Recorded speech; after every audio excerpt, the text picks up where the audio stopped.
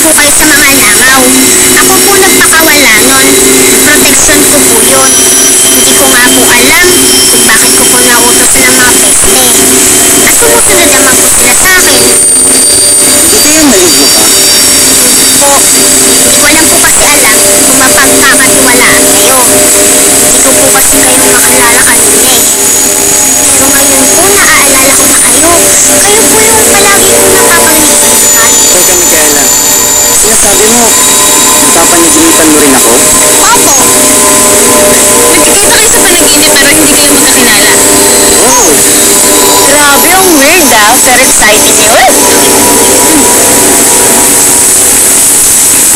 Palagay ko, Micaela. Wala tayong pinagtagpo ng pwersa ng liwanag.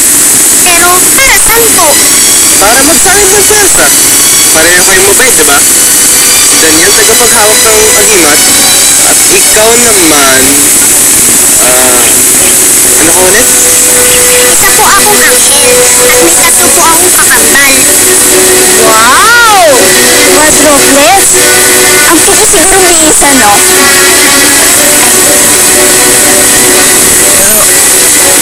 Pero, Micaela, ang anghel nasa langit. Ba't hindi ka ba sumama? Hindi ko po alam. Ang alam ko lang po, kaming 4 ay anghel de la Guardia. Anghel de la Guardia. Sino yung gagwardyahan nyo? Ewan ko po. Basta ang alam ko po, pag may nangyari sa isa sa amin, umiitim ang isang sundong ito. Eh, teka, maitim eh. Maitim yung kwintas mo.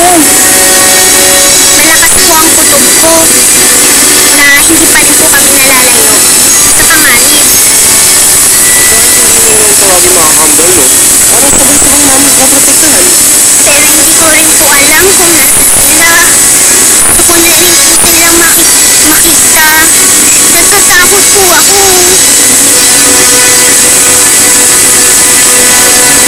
Hanapin namin ang mga kambal mo.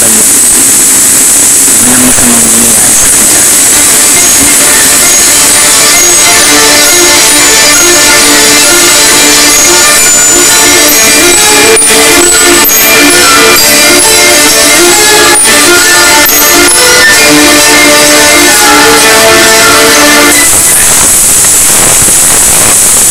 Dahan-dahan ka, Atoy, ha? Baka ugat ang pader. Pader! Ay, naku, huwag kang magmayabang. Hindi mo kabisado itong lugar na to. Walang nakakalap dito sa lugar ng mga damatan. Tata Doming, miss na po kayo namin.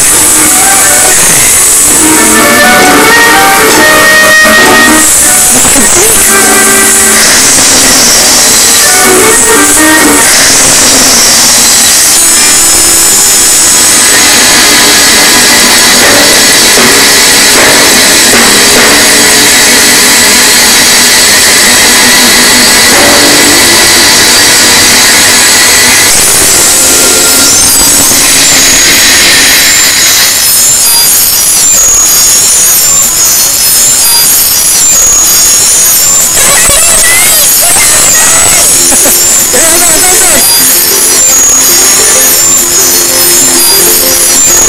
Napunta po kami sa Dondon.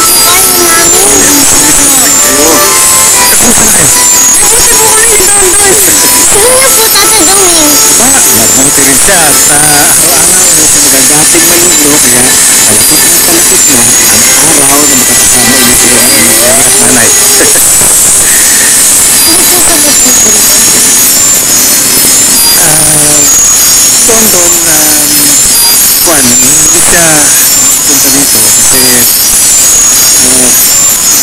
siya punta dito kasi dahil kailangan pa rin siya sa panig ng nanaginip ko si Daniel. Isang batang babae, mukha pong anghel. Hindi mukhang siya talagang anghel. Isa sa 4 na anghel na pinakamainfluensya dito sa Dondon. Ano po ang kanyang influensya? Siya ang ating anghel de la Guardia. Ang bantay sa digmaan, sa karamdaman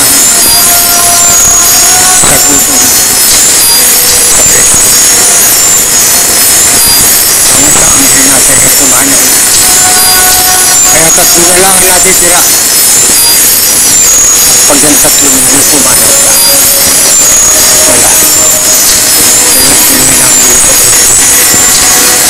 Yung sinilang digmaan. At yan, yan ang mag-ahari ang mga kampoya. Sila talaga magpipili. Sila ang pinakamahalaga ng Diyos. Nuno, paano po namin matutulungan si Kuya Daniel? Mahal na Nuno, simula po nung pumunta kami dito, wala po kami hinihingi na pabor sa inyo. Pero po sana ngayon, payagan niyo po kami matulungan namin si Kuya Daniel. Nararamdaman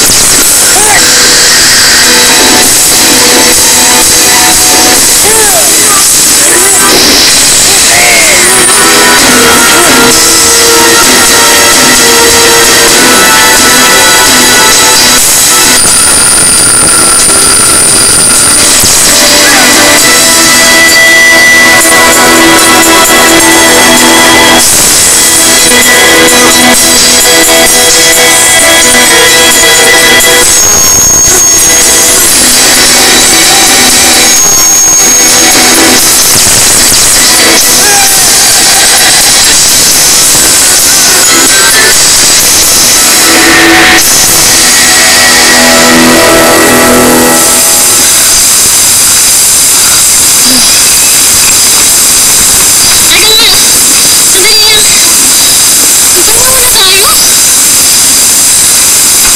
Grabe naman, Miss Kaela. Ang hirap hanapin ng mga kakambal mo, ha? Teka, kailan mo kami nakita? Bago lang po. Kailan yun? Mga 100 years ago na po. 100 years? Okay ka lang? Gagawin sa'yo? Kasi nga, mahaba yung buhay nila. Sa kanilang mga ngayon, sandali lang yung 100 years. Oo. Alam mo, Miss Kaela, sana maging angel din ako. Kasi kahit matanda ka na, tingnan mo naman, batang-bata pa rin yung face